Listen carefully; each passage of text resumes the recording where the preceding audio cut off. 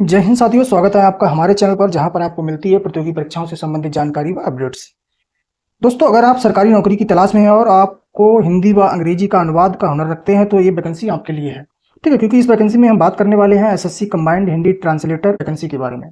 ठीक है, ये वैकेंसी आपके लिए बहुत ही महत्वपूर्ण है अगर आपको हिंदी और इंग्लिश का ट्रांसलेशन आता है, जिसमें आपको 437 पदों के लिए भर्ती निकली है।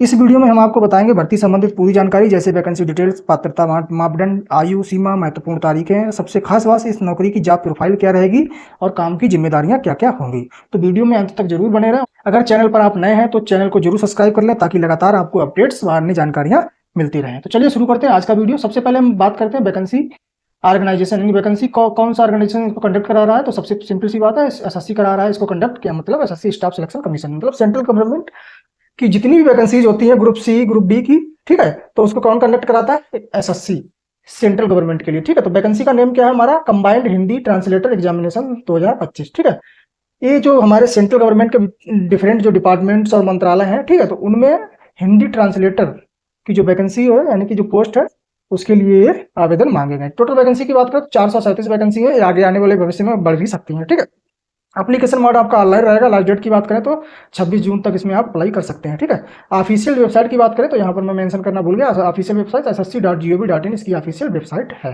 ठीक है, अब हम बात करते हैं वैकेंसी से संबंधित इंपॉर्टेंट डेट्स की। ठीक है, तो इंपॉर्टेंट डेट्स में हमारा क्या है?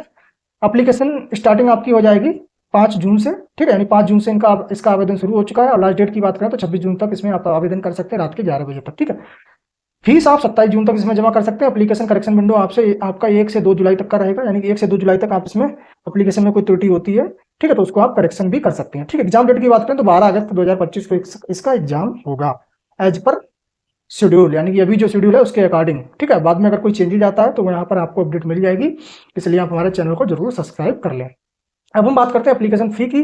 तो एसएससी की जो नॉर्मल सभी एग्जाम्स के लिए फी होती है वही इसके लिए, मतलब जनरल, ओबीसी, ईडब्ल्यूएस के लिए 100 रुपये फीस रहेगी। बाकी फीमेल कैंडिडेट और अन्य कैटेगरी जितनी भी है, SC ST PH जो भी है, सभी के लिए कोई भी फीस नहीं होती है। ठीक है, फीस आप ऑनलाइन किसी भी मोड से जमा कर सकते हैं और ऑफलाइन आप ई चालान के माध्यम से SBI बैंक में जमा कर सकते हैं। ठीक है, अब हम बात करते हैं टोटल वैकेंसी की। तो 437 फिलहाल वर्तमान में टोटल वैकेंसी है। और पोस्ट कौन कौन सी है इसमें? जूनियर हिंदी ट्रांसलेटर की वैकेंसी है, जूनियर ट्रांसलेशन ऑफिसर की वैकेंसी है, जूनियर ट्रांसलेटर, ठीक है, senior Hindi translator, senior translator और सब इंस्पेक्टर हिंदी ट्रांसलेटर। ये सभी वैकेंसीज के नेम है, अलग डिपार्टमेंट वाइज ये वैकेंसीज के नेम है।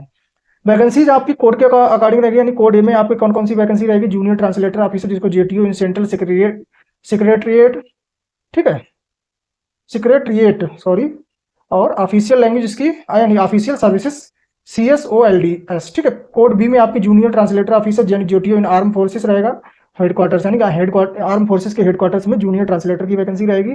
कोड सी में आपका जूनियर हिंदी ट्रांसलेटर, एक प्रेफरेंस के लिए है, ठीक है, सभी ये सभी वैकेंसी, यानी कि इसी तरह से कोड डी में आपका सीनियर ट्रांसलेटर, ठीक है, कोड ई में sub inspector translation in CRPF यानी सेंट्रल रिजर्व पुलिस फोर्स में आपकी वैकेंसी रहेगी। इसके बाद हम बात करते हैं क्वालिफिकेशन की, यानी कि वैकेंसी की क्वालिफिकेशन क्या रहेगी। तो जूनियर ट्रांसलेशन ऑफिसर जेटीयू यानी कोड जो ए है उसके लिए क्वालिफिकेशन क्या है?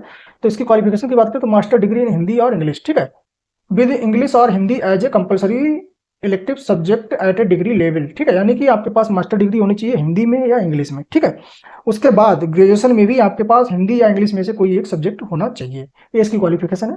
इसी तरह से master degree in any subject with Hindi as a medium, ठीक है, and English as a compulsory subject. ठीक है, यानी हिंदी मीडियम से किसी भी सब्जेक्ट में आपकी मास्टर डिग्री हो और English as a compulsory subject, और इंग्लिश आपका कंपलसरी सब्जेक्ट रहा हो। ठीक है, इसी तरह से recognised diploma certificate in translation, अगर आपके पास कोई डिप्लोमा है ट्रांसलेशन का हिंदी इंग्लिश में, ठीक है, या फिर 2 साल का ट्रांसलेशन एक्सपीरियंस है स्टेट या सेंट्रल गवर्नमेंट के ऑफिस में, तब भी आप इसमें अप्लाई कर सकते हैं। इसी तरह से जूनियर ट्रांसलेशन ऑफिसर जेटीओ की भी AFHQ, ठीक है, यानी कि आर्म फोर्सेस के हेडक्वार्टर में, यानी कोड बी के लिए भी सेम क्वालिफिकेशन है जो इसमें ऊपर दी गई है। ठीक है, इसी के बाद सीनियर हिंदी ट्रांसलेटर यानी कि SHT और senior translator ST various ministry, यानी कि सभी मिनिस्ट्रीज में इस वैकेंसी सीनियर ट्रांसलेटर की वैकेंसी के लिए, यानी कोड डी की जो वैकेंसी है उसमें मास्टर डिग्री होनी चाहिए हिंदी इंग्लिश में, और with Hindi English as a compulsory subject in degree level, यानी कि डिग्री में आपका हिंदी इंग्लिश एक कंपलसरी सब्जेक्ट होना चाहिए और मास्टर डिग्री हिंदी इंग्लिश में होनी चाहिए। ठीक है, इसी तरह से master degree in any subject with Hindi as a medium, यानी कि जो ऊपर क्वालिफिकेशन थी सेम वही है। इसके बाद नीचे इन्होंने क्या चेंज कर रखा है, इसमें एक्सपीरियंस कितना कर दिया है? 3 साल का,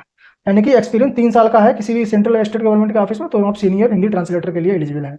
इसके बाद sub inspector Hindi translator CRPF यानी कोड के लिए तो सेम एजुकेशन जैसा कि आप ऊपर देख सकते हैं। इसके साथ साथ में इसमें फिजिकल भी रहेगा। हाइट आपकी 165 रहेगी मेल कैंडिडेट के लिए, 155 फीमेल कैंडिडेट के लिए, चेस्ट 77 से 82 मेल कैंडिडेट के लिए इसमें रहेगा। यानी कि क्वालिफिकेशन के साथ साथ आपकी इतनी हाइट भी होनी चाहिए, तब आप इसके लिए एलिजिबल माने जाएंगे।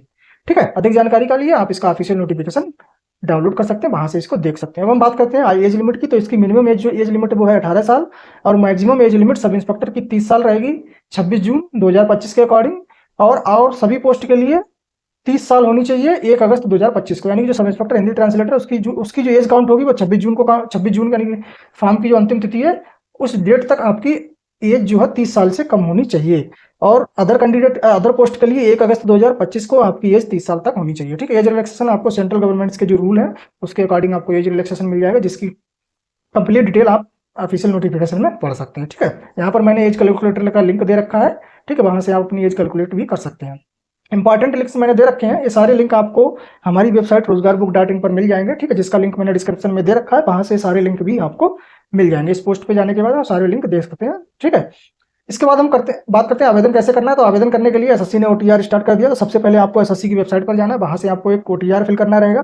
ओटीआर फिल करने के बाद आपको लॉगिन करना रहेगा। लॉगिन करने के बाद आपको एडवर्टाइजमेंट बाय जिस वैकेंसी के लिए आपको अप्लाई करना है उस वैकेंसी पे अप्लाई क्लिक करने के बाद आप अपनी सारी कंप्लीट डिटेल फिल करेंगे, डॉक्यूमेंट्स अपलोड करेंगे जो भी है, और उसके फीस सबमिट करने के बाद आपका आवेदन कंप्लीट हो जाएगा। ठीक है, अन्य जानकारी में हम अगर बात करें एग्जाम पैटर्न की और सिलेबस की, तो इसका एग्जाम पैटर्न में सबसे पहले क्या रहेगा, आपका कंप्यूटर बेस्ड टेस्ट रहेगा। मतलब आपका एक ऑनलाइन एग्जामिनेशन टेस्ट होगा जो ऑब्जेक्टिव टाइप का रहेगा। ठीक है, इसमें आपका जनरल हिंदी के 100 क्वेश्चन रहेंगे, जनरल इंग्लिश के 100 क्वेश्चन रहेंगे। मतलब हिंदी और इंग्लिश के ही क्वेश्चन रहेंगे, 100 क्वेश्चन टोटल आपके 200 क्वेश्चन होंगे। समय की बात करें तो आपका समय रहेगा टोटल 2 घंटे का। नेगेटिव मार्किंग आपकी वही 1/4 की होती है, मतलब 0.25 की नेगेटिव मार्किंग रहेगी प्रत्येक गलत उत्तर के लिए। ठीक है, उसके बाद आपका एक होगा डिस्क्रिप्टिव टेस्ट। ठीक है, उसमें आपको क्या रहेगा, ट्रांसलेशन और ऐसे राइटिंग। ठीक है, यानी कि एक डिस्क्रिप्टिव टेस्ट होगा जिसमें आपको ट्रांसलेशन करना रहेगा और ऐसे राइटिंग करना रहेगा। ठीक है, ये भी आपका 200 नंबर का होगा, 2 घंटे का आपका टेस्ट होगा। ठीक है, ये इसका सिलेक्शन का प्रोसेस है। ठीक है, इसके बाद आपका फाइनल जो यानी कि जो मेरिट बनेगी, मेरिट के अकॉर्डिंग आपको